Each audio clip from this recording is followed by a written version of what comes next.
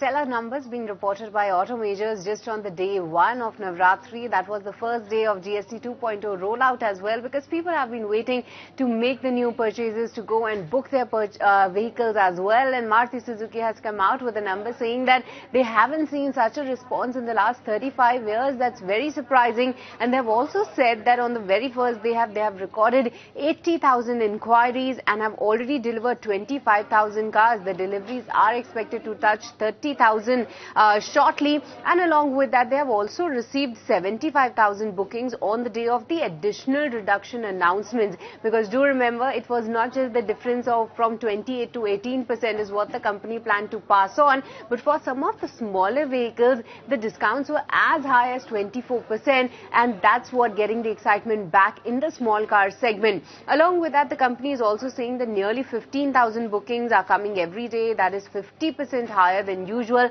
post the price reduction announcement, and the demand for small cars especially, that remains to be quite very high. The inquiries are very healthy as of now, and that's compared to last year. The overall response is exceptionally strong is what the company is highlighting. And along with that, even Hyundai Motors has come out with the announcement saying that just on the day one they have recorded 11,000 dealer billings.